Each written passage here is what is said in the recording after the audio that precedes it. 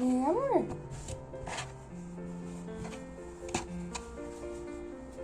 tá dobrando as roupas. Meu bebezão, já vou tirar mamar.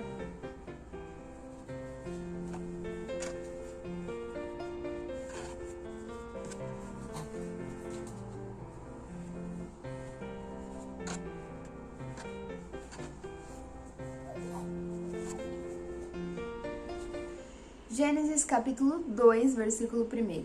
Assim foram concluídos os céus e a terra e tudo o que neles há. No vídeo anterior, nós falamos a respeito do último dia da criação. Finalizamos esse ciclo da criação. E agora, no primeiro versículo do capítulo 2, há aqui um resumo, uma síntese de tudo o que aconteceu.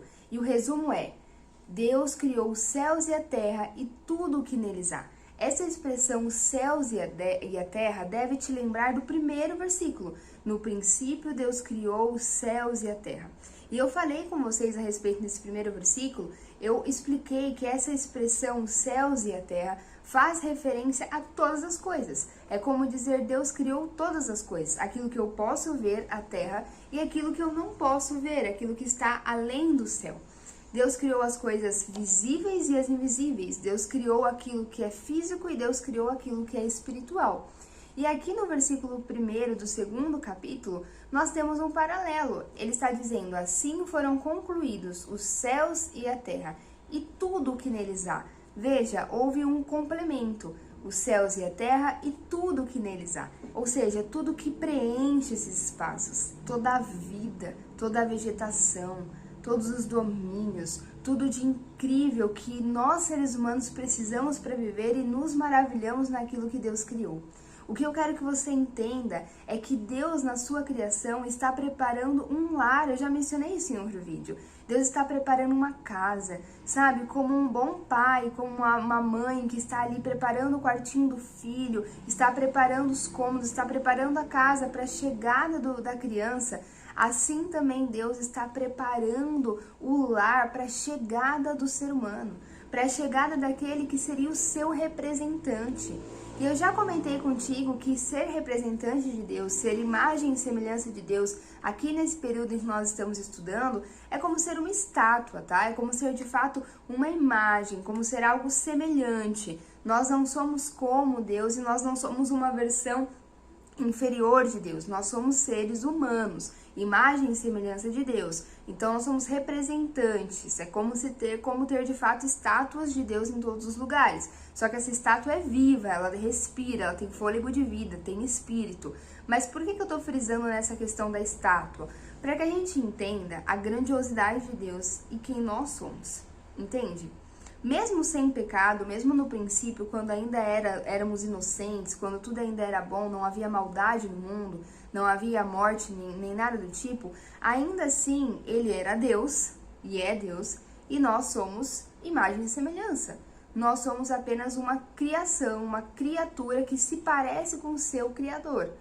Apenas isso. Para você entender o que eu estou falando, é como pensar na Turma da Mônica. A Turma da Mônica, né, todos os personagens, são criação do Maurício de Souza. Eles não são Maurício de Souza, eles são completamente diferentes do Maurício de Souza. Eles são personagens que só existem dentro de uma história. Agora, o Maurício de Souza é um ser humano, um ser pensante, racional, que está por detrás disso e cria a história da Turma da Mônica. E por que eu estou fazendo você entender quem nós somos e quem Deus é? Por que eu quero que você tenha clareza de que nós somos como personagens em uma história que só tem vida porque o autor desejou que tivesse? A Turma da Mônica só existe porque o Maurício de Souza quis que existisse. Eles só têm história, eles só se comunicam, só existem falas e histórias com eles porque o Maurício de Souza quis que tivesse. Caso contrário, eles não existiriam. E ele é o Maurício de Souza, ele vive, ele é um ser humano, entende a proporção, a diferença? Por que eu quero que você compreenda isso? Para que você também consiga compreender a grandiosidade do amor de Deus. É para os personagens da Turma da Mônica que Deus está criando um lar que é vivo. É para apenas estátuas que Deus está criando uma casa em que da terra brota vegetação e que aquilo que brota, aquilo que nasce da terra te alimenta, e não só te alimenta, mas aquilo que te alimenta produz semente que é capaz de manter, de continuar produzindo aquilo que te alimenta. É para o personagem que Deus criou amigos, que Deus criou outras espécies, variedades de espécies de animais, para que mantivesse o ecossistema, para que mantivesse em ordem e equilíbrio aquilo que Deus criou, para que mantivesse tudo perfeito, em perfeito funcionamento, também em beleza, sabe? Para que fosse perfeito em todos os aspectos e para que convivesse com o homem. Foi para a turma da Mônica, foi para o personagem, sabe? Foi apenas pro rascunho, nós somos apenas o rascunho, entende? Foi só para a estátua. Esse é o amor de Deus. E Deus fez tudo isso porque Ele quis. Deus nos criou porque Ele quis. Ele nos deu vida porque Ele quis. E é um presente maravilhoso pensar nisso. Senhor, o que isso deve gerar no nosso coração? Pai, obrigada porque o Senhor quis que eu tivesse vida. Obrigada porque o Senhor me deu o direito de viver, o Senhor me deu o direito de existir, o Senhor me colocou nesse mundo para que o Senhor pudesse me amar, sabe? Deus gerou a sua criação, gerou o homem porque Ele desejou. Isso significa que Ele te ama porque Ele quer e não porque Ele precisa de você. Ele te ama porque Ele deseja ter você e não porque você é necessário para Ele, porque nós não somos necessários. Sabe, quando nós temos um filho, nós entendemos o amor que é ter um filho e cuidar de alguém, e criar alguém, e sonhar com o futuro dessa criança, dessa pessoa, a gente para pensar nisso. O filho, eu não preciso ter o filho, muito pelo contrário, quando eu tenho um filho, eu tenho também mais despesas, eu tenho também que dedicar mais tempo a ele, parar outras atividades que eu estava fazendo, eu tenho que pensar mais nele, menos em mim. Então, ter um filho não é algo que necessariamente vai me trazer um retorno monetário, um retorno profissional. Não, o retorno que o filho te traz é algo imensurável, é algo muito maior, é algo na esfera do amor, sabe? Na esfera da espiritualidade, dos sentimentos, das emoções, é um ser humano, é vida, entendeu? É algo muito mais profundo. Ele não traz um retorno para mim em termos de dinheiro, em termos de ser mão de obra, em termos de me ajudar em casa, ou me ajudar sendo mais uma pessoa que vai trabalhar e trazer sustento. Ele pode fazer isso? Pode, mas eu não tenho filhos para isso, eu não deveria ter filhos para isso. A verdade é que os pais que têm filhos pensando nisso não são pais, sabe? Não tem esse sentimento. Quem realmente é pai e ama seu filho, uma mãe que ama seu filho, muito pelo contrário, você deseja que seu filho possa viver a vida dele, viver os sonhos deles, crescer, viver a vontade que Deus tem sobre a vida deles e que você não seja um empecilho para ele, entende? Para os pais que amam seus filhos, a gente pensa isso e não o contrário. A gente não quer ser um estorvo para o filho, a gente não quer que o filho cresça e então precise cuidar da gente. Muito pelo contrário, a gente quer que ele viva a vida dele, que ele alcance lugares maiores do que nós alcançamos, porque nós amamos os nossos filhos. É a mesma coisa com Deus. Deus não precisa da gente, Ele criou a gente porque Ele quis. Eu não preciso do meu filho, eu tive o meu filho porque eu quis. Porque eu quero ser mãe e todos os dias eu quero ser mãe dele. Por mais que a dificuldade cresça, por mais que às vezes pareça difícil, eu amo ser a mãe do Davi, eu quero continuar sendo mãe do Davi. Porque eu amo o Davi, porque no Davi eu derramo do meu amor. E é a mesma coisa com Deus. Deus tem tanto amor dentro do coração dele, Deus tem tanta coisa, tanto amor tão grande que ele criou um ser que é semelhante a ele para que ele possa derramar do amor dele, para que ele possa ensinar, para que ele possa se relacionar. Nós vamos falar mais sobre isso adiante nos próximos capítulos. Mas entende o amor de Deus, a profundidade, a grandeza desse amor? É demais, gente, é demais. Ele nos ama tanto, tanto, tanto, que mesmo sabendo o que nós faríamos, mesmo sabendo que nós íamos fazer uma escolha errada, e nós vamos falar mais sobre isso adiante, mesmo assim ele nos criou, porque ele nos ama. Então, entenda, Deus conhece o seu coração. Deus sabe quem você é, e Deus sabe as escolhas que você fez e as escolhas que você fará.